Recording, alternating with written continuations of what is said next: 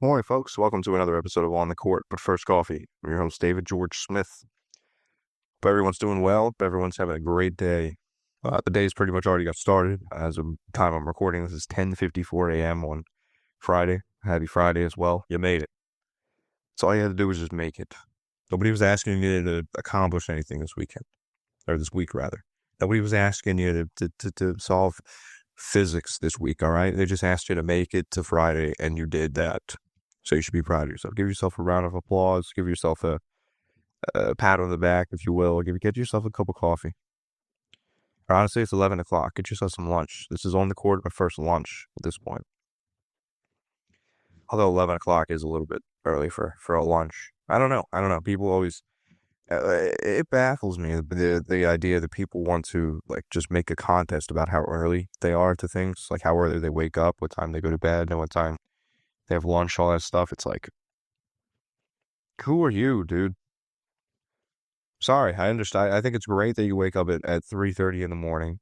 I think that sounds awful. I think that just sounds like torturing yourself. I don't try to sleep, man. I just happen to do it because the Thunder and the Pacers went to double OT last night. And I was tired. I was tired. Can you blame me for being tired? That's the question of the day. Can you blame me, David George Smith, host of On the Court for First Coffee, might as well be on the court for first lunch at this point. Can you blame me for being tired? That's the question of the day.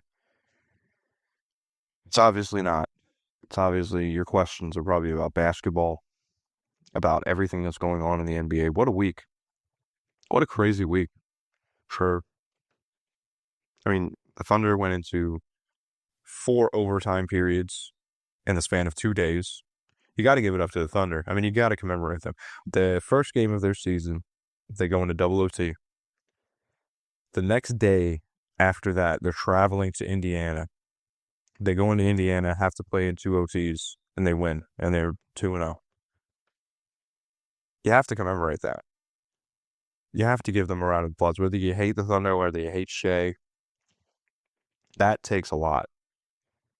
To travel, to deal with that jet lag, to deal with is there a time difference in Indiana and Oklahoma? I'm not sure. I would bet money that there is. I would bet money that there is a time difference between Oklahoma and Indiana. I wish I had like a Jamie from Jay Rogan to pull this up. I do have my laptop here in front of me. So Oklahoma's Central Daylight Time. So yeah, you got to deal with that jet lag. Then you got to play another basketball game and play 4 extra periods of basketball. It's insane. Shea's going to have 55 for you. That's wonderful. Aaron Wiggins with 23 and 9. Chet with 15 and 12 in 39 minutes. That was a terrible call at the end. I don't know if anybody saw it, but here's the score. I believe they tied the game at that point. I can't remember.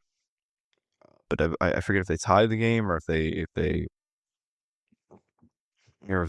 took the lead or whatever. I think they tied it, but they tie it. Then you have Obi Toppin get the steal. The inbound when the Thunder are trying to inbound, and the refs come over and they say, "Hey, that's not a turnover for the Pacers. That's actually a timeout for the Thunder because they call timeout." So not only did the Thunder get the ball back, they get to advance it. A terrible call. I don't know if that was the swing. I don't know if that was the game where they I don't know if that was the deciding factor of the game. I don't really think so. I think there were a couple of other opportunities for both teams to win that game, and that just didn't happen because they're 2 tough teams going into double overtime. One of them already went into double overtime, their past game, and the other one is without their best player. I think it was a great game. It was a great game. Just an absolute great game. I think just a really bad call at the end. That was a really bad call. I hate when refs try to do that. They just try to take over the game like that. I'm not watching for you. I'm watching for the rules of the game, and I'm watching for the 2 teams that are playing. I don't want you to make a bizarre call at the end of the game that decides the game. I don't want you to do that. I would rather have you as a ref if you're going to be in the last 2 minutes. Only call the blatant stuff. Only call the blatant stuff in the last 2 minutes. That's what I want. I don't want you to call a little slap on the wrist when I'm bringing the ball up with the last 2 minutes. I can get through that slap over the wrist as an NBA player. If I'm an NBA player and I'm bringing the ball up in the last 2 minutes, I can handle a guy slapping my wrist. I don't need you to stop the momentum and stop the flow of the game because you feel that you need to. It might be a rule. It might be a rule that you say, oh, we have to call it. But come on. It's a physical sport. Call the blatant stuff and leave that ticky-tack stuff for the duration of the first, second, and third quarter. That's my opinion. That's how I would like to see it. Let me know your thoughts. Let me know your thoughts about that. Just a crazy game. What a performance from Indiana, by the way. I really have to commend Indiana for just playing especially without Halliburton, just playing fantastic and not giving up till the very end. I mean, that was a very good showing from Indiana. If you're a Pacers fan, obviously you're probably upset about the loss, but I think I would wake up today at 10 o'clock, 10:30, and realize like, hey, like this team has a lot of dogs on their team. So let me know what you think about the Pacers this season. Let me know what you think about the Thunder. I mean, I think it's a very impressive what they were able to do this week. Mike Brown also had his debut as a coach with the Knicks. The Knicks got a win over the 60. Let's have a look here. Here's the Knicks and Rockets. That's right. Excuse me. The Knicks played the Cavaliers. Excuse me. The other red team. I didn't catch it because I was watching the Pacers and Thunder.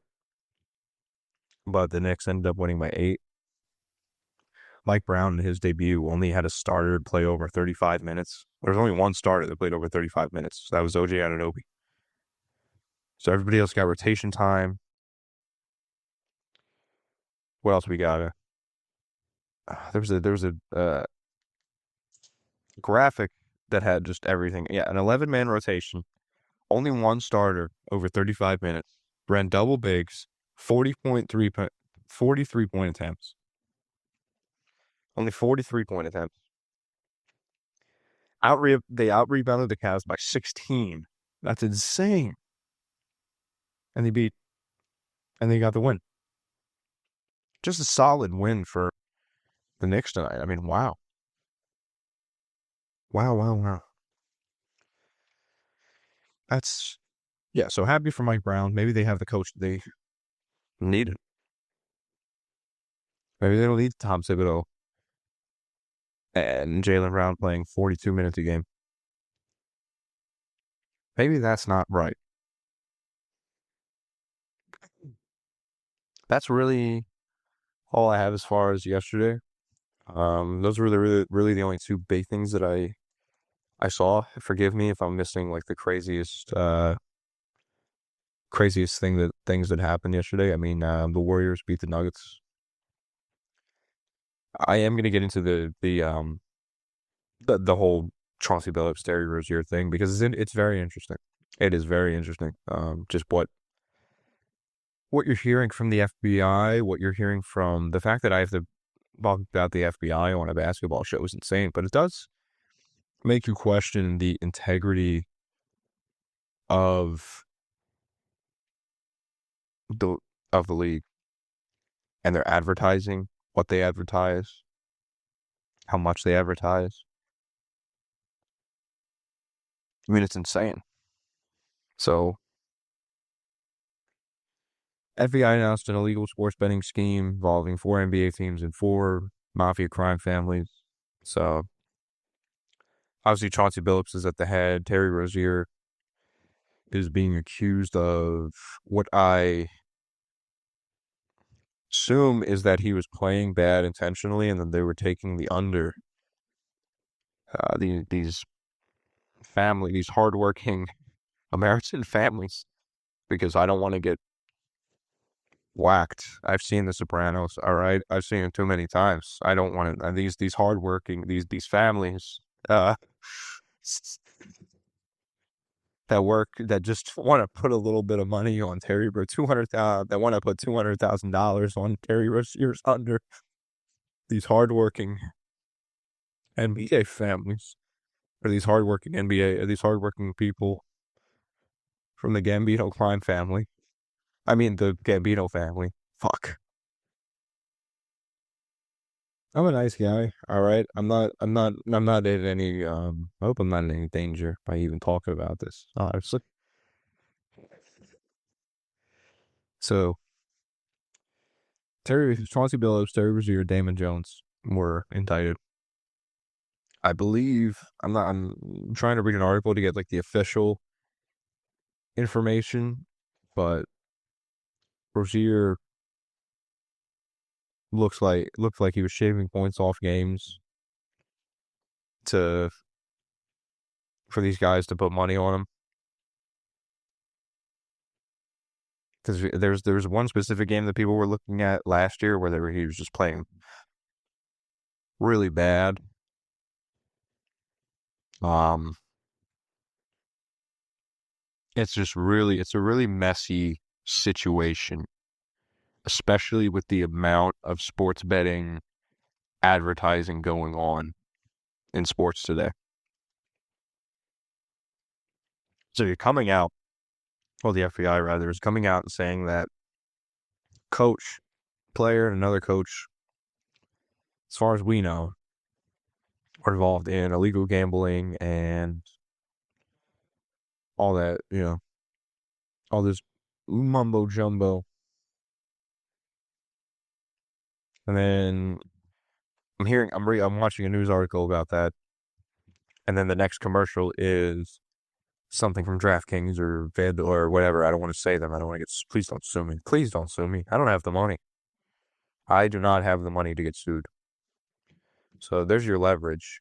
If you ever want to get under my skin, sue me. Because I don't have the money. But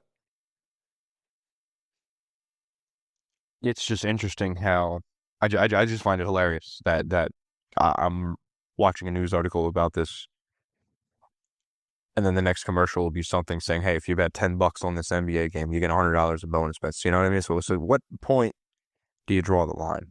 At what point do you draw the line? That's what I get. Oh, organized rigged poker games that led to Chauncey Billups benefiting. Yeah, Damon Jones giving LeBron injury information. Apparently, he was an unofficial assistant coach for the NBA. This is just what I'm reading. I was reading something yesterday about this. I think first of all, I'm not going to believe everything that the FBI comes out and says. I need to see. There's definitely more people involved. That's my thing. People were saying about this. There was a specific game that people were looking at Terry Rozier throwing it. I don't know about that, man. I really don't. I feel like if you're in a grind to make the NBA, it's like you're not just going to throw a game for, what was it? They were putting like $200,000 bets, I think. He allegedly threw a game for $200K. I just don't see it with a guy that has a contract worth, you know, so much more than that, maybe 10 times as much money. So it just doesn't make sense to me that he would throw the game. He could have been involved in some bets. Maybe he plays some bets, but for me to assume that he threw a game because over $200,000, I'm not going to sit here and say that um I'm not going to sit here and say that like I'm a basketball wizard or an expert or anything of the sort, but I've been around enough, I think. I've seen enough guys go pro. I've seen the journey that it takes. And I just don't think you throw all that away, all that work, all the sweat, the blood, the tears that you put in the gym as a kid and in college and all that. I just don't think you throw that away for a $200,000 bet. And I think he just had a bad game. Rewatched the game. There's a fake injury. I think he might have said that he faked an injury. But I don't know. I don't know if he.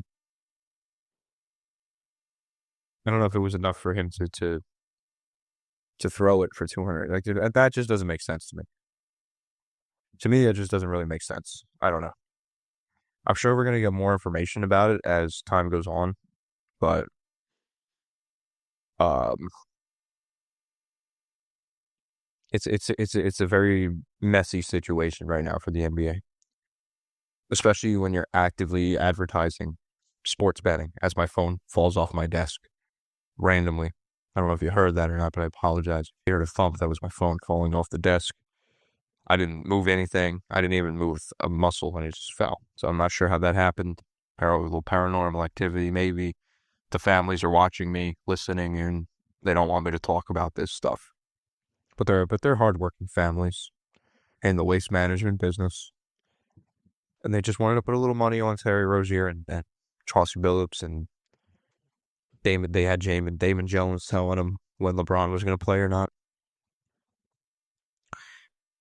Crazy situation.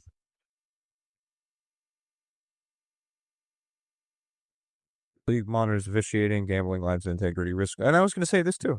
That play last night, that ridiculous timeout. It's like, okay, so now you have this investigation going on, and you just called a bizarre timeout last night. It's a really messy situation for the NBA right now. Actually, I think one thing you do, you cut all ties with like sports, the betting stuff. For now, you just all the advertisements, the promotions, the bonus bets. It's a shame, but I think you get rid of it right now until all this crap blows over. Just who are you to push it and tell people to keep gambling, and then there's this whole investigation about it. And I think the same goes for the MLB. I think the same goes for the NFL, especially the NFL with betting. I mean, how many people are involved? That's what I want to know. What I think, and I think a lot of people are sort of at the hem is there's a lot more that needs to be said. There's a lot more that needs to come out. There's a lot more people involved that I think we don't know about. Let me know your thoughts. Let me know your thoughts about it. You got the whole weekend to comment. You got the whole weekend to subscribe to the Patreon. Yeah, all right, folks? You got the whole weekend to think about all this stuff. Maybe I'll put a poll on Instagram. On the court, but first coffee. Returning Monday. I need my weekends. I got a coaching basketball. Shout out to Mobbin Academy. Let's get a good win. Let's get a good win in this tournament, man. Last tournament of the fall season. So, looking forward to that this weekend. If everyone stays safe out there. If everyone enjoys the basketball that's going to be on. I can't wait to come back Monday. Get on the mic in front of here. Get your takes. I always do that. Monday, I want to know what you're thinking about basketball. So, be looking forward to that. That's going to wrap it up today. Thank you so much for watching. Take care. Have a great weekend. Thank you.